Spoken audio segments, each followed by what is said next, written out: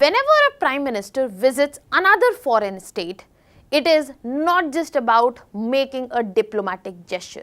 It is also about figuring out areas of cooperation.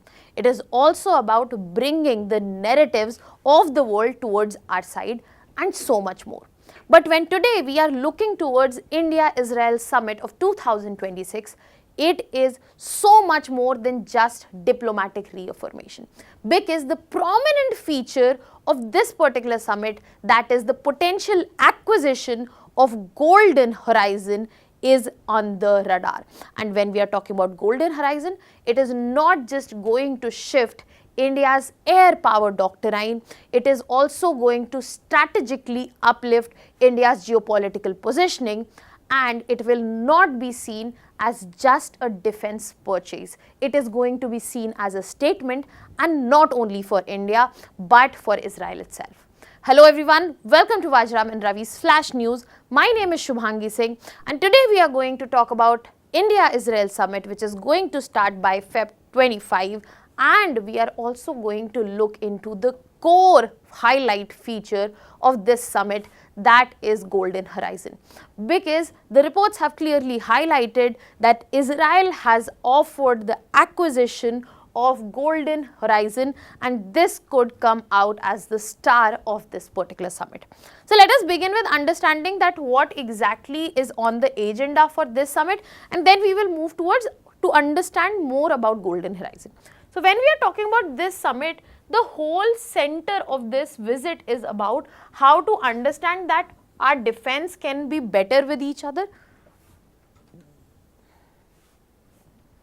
So when we are talking about this particular summit, the core agenda is to understand that how we can have better defense cooperation with each other. There is also focus on especially strategic technology partnership, which is important from the perspective of India's end. And most importantly is the West Asia security dialogue. Now when we are looking at this, we have to understand that this at agenda is present in a time where there is West Asia instability. Second, global supply chains are absolutely disoriented here and there. Furthermore, there is a missile race which is ongoing, and it is not just about random missiles, it is about hypersonic ballistic missiles as well. And we are in a time of multi-power and multipolar global shifts. So amidst this, it is very important to find partners, and the partnership that we are seeing or any sort of grouping, blocks that we are seeing, they are becoming issue based. So the issue based relationship that India and Israel are looking towards is based on this.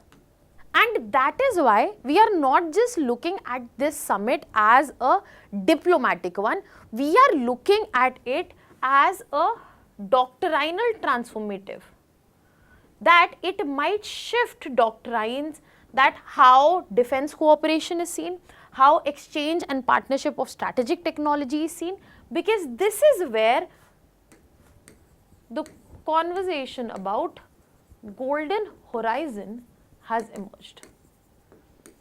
And this is the main point why we are continuously saying that this summit might be transforming India's defense doctrine, India's defense cooperation, and also India's air power.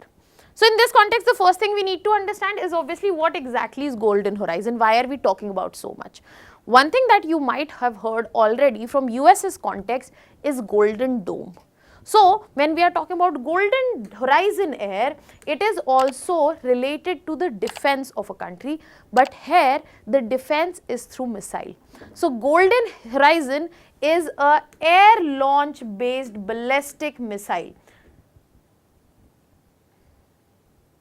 And because there is so little known about ALBMs, especially the one which has been manufactured by nations, it is believed that the one with Israel belongs to the Sparrow missile family, which have been indigenously developed in Israel itself. Now ALBM has been tested, and it has been tested under framework of Arrow missile defense system, and very little and limited information is available about it. Now, there are reports which are suggesting that India has been offered acquisition of Golden Horizon, and the reason it is being hailed so much because it is not just another ballistic missile.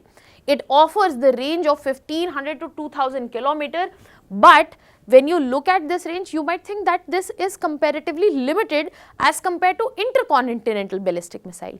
Yes, it is limited, but you have to understand that this is not the USP. The USP is the launch platform, that this can be launched from a fighter aircraft. And to add to good news, when we are talking about Su-30 MKI, it is adaptable to it. So, Su-30 MKI is basically produced, it is the architecture and brainchild of a Russian aircraft manufacturer, that is Sukhoi, but it is developed by Hindustan Aeronautics Limited under license and deal that has been signed. So, it has compatibility with it. When looking at trajectory, it has the near space ballistic arc which is present, and speed is above Mach 5. That means it is a hypersonic missile. Furthermore, to add to the USP of Golden Horizon, it is the what kind of targets it can address. Usually, it is difficult for missiles to address and neutralize hardened, also underground targets, but this ALBM can address them as well. Now, it is not just the capabilities that make it a very unique and transformative purchase, it is also our air power capability which has the gap of such a power that makes this important. Apart from this, this particular potential acquisition becomes unique because this brings air power flexibility for our country. It also brings in ballistic missile penetration, which is limited as of now, and hypersonic velocity. Furthermore, it also brings hypersonic velocity. So, when we are talking about these above two, yes, they would be a great addition, but hypersonic velocity, it is something that India has been developing. India has already an act, be it the Project Vishnu, be it the long range anti-ship missile that has been developed the last month itself by DRDO. All of this have placed us well in the hypersonic velocity, but something that can neutralize targets, as I have been talking, the launch platform and the range that it gives, it definitely adds to our air capability. And another USP factor here is that this comes from a very rare category.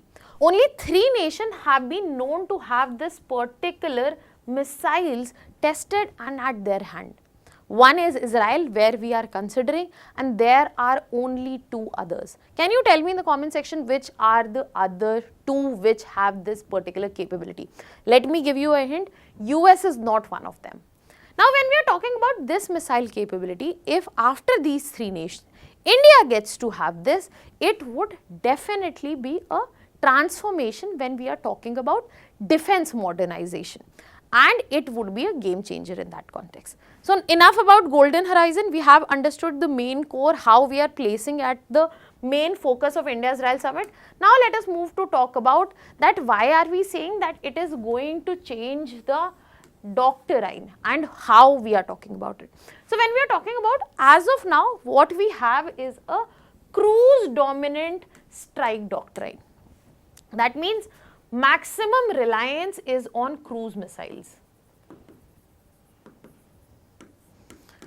If we are talking about the categories, we have subsonic and supersonic, and we also have fixed ground ballistic platforms from where the launch can take place.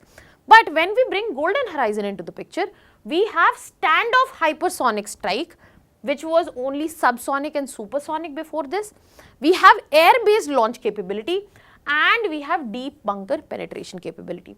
So, it changes the current scenario in a huge way.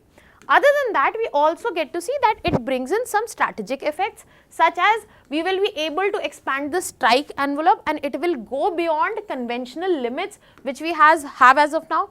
It will reduce our dependence on ground-based missiles only, and it will definitely increase survivability and flexibility when we are talking about airstrikes. So, that is where we get to see that the Air Force will clearly transition towards hybrid ballistic air doctrine, which was just